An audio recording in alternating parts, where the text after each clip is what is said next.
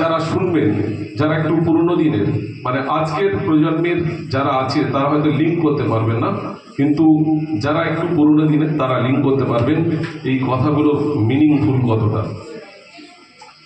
বাগবাজারের খালধারে ছিল আমাদের বসত বাড়ি। আমরা 4 ঘর ভাড়াটে ছিলাম। সিঁড়ির কোনায় ফুটে রাখা নিয়ে শিখার মার সাথে খুব ঝগড়া হয়েছিল। একদিন আমার বোন সোনার হরিণ গান গাইছিল। ও আর কি যেমন গায় এমনি শিখার মা চিৎকার করে বলল, লজ্জা করে না আমাদের গান গাইছিস? আমাদের গান গাবি না? শিখার বাবা গানের মাস্টারমশাই ছিলেন।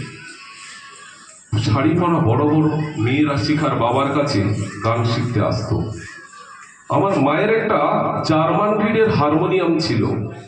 বাবা যেদিন টিউশন থেকে দেরি করে ফিরতেন সেদিন হারমোনিয়াম নিয়ে বসত।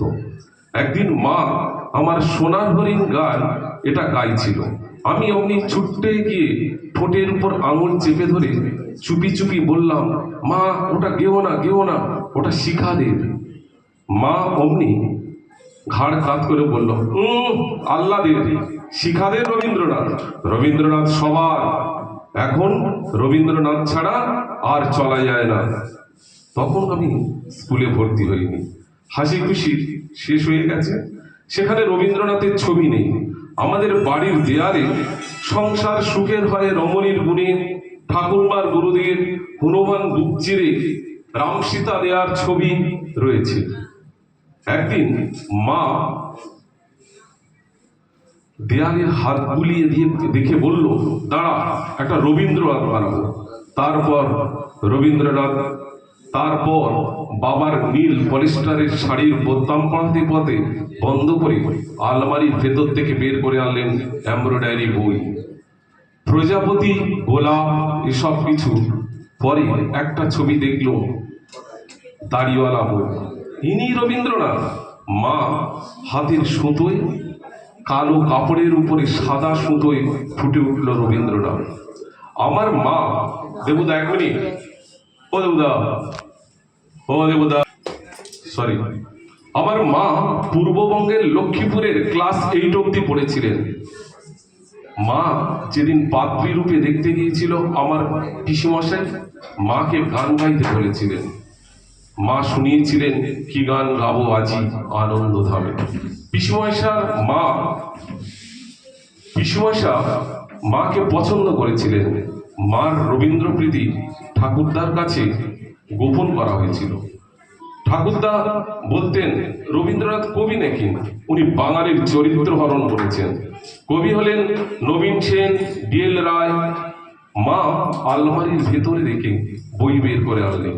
আমি অবাক হয়ে দেখি যে সমস্ত বই রবীন্দ্রনাথের। তার প্রত্যেকটা পাতা উল্টাই আর দেখি প্রত্যেকটা ছবি রবীন্দ্রনাথের। আমার যতই বই রবীন্দ্রনাথ আমি ভীষণভাবে আশ্চর্য। আমি হাঁ করে অবাক হয়ে আলমারির দিকে তাকিয়ে থাকি। আমার শরীর অঞ্জলিবদ্ধ। তখন আমি ক্লাস 6 বৃত্তি দেব। কাকা ইঞ্জিনিয়ারিং পড়ছে। যুদ্ধ লেগেছে, সব ব্ল্যাক আউট। কাকা অনেক রাত জেগে পড়তেন, আমিও জেগে আছি। একদিন কাকা খাতার তলা থেকে বের করে আনলো রবীন্দ্রনাথের একটি বই, ক্ষুদিত পাশা। আমাকে বললেন, শোনো। তারপর অনেক রাত অবধি পড়লেন। তারপর থেকে আমি আজও সাইরেনের আওয়াজ শুনতে পাই, মিগ্রানের চিৎকার, তোফা চা, তোফা চা, সব ঝুট হ্যাঁ, সব ঝুট। মেজো কাকা ইঞ্জিনিয়ারিং পাশ করলেন, বড় চাকরি পেলেন। বাড়িতে রেডিও এলো, HMV টিভি এলো, পুজোয় ভালো ভালো জামা কাপড় এলো, প্রতি রবিবার মাংস। মেজো কাকা একদিন সবাইকে অবাক করে কিনে আনলেন রবীন্দ্র রচনাবলী, যার মাথা সেদিন দেখেছিলাম মার মাথা থেকে ঘোমটারা বারবার পড়ে যাচ্ছিল। মেজো কাকা 1 বছরেরও কম দিন পৃথিবীতে ছিলেন। 18 দিনের শয্যা কাটিয়ে ভুল চিকিৎসায় মারা গিয়েছিলেন। মেজো কাকা বোধহয় মৃত্যুর দিনটা টের পেয়েছিলেন, নইলে কেনই বা বলবেন যদি আমি মারা যাই আমার বুকের উপর অনেক অনেক ফুল দিস, আর শ্রাদ্ধের দিনে রবীন্দ্রসঙ্গীত বাজাস। দাদু তখনও বেঁচে ছিল। শ্রাদ্ধের দিনে কীর্তনের দল এসেছিল। মা ছাদের কোনায় দাঁড়িয়ে গেয়েছিল, ভরা থাক ভরা থাক স্মৃতিসুধার বিদায়ের গাত্রগান। নমস্কার।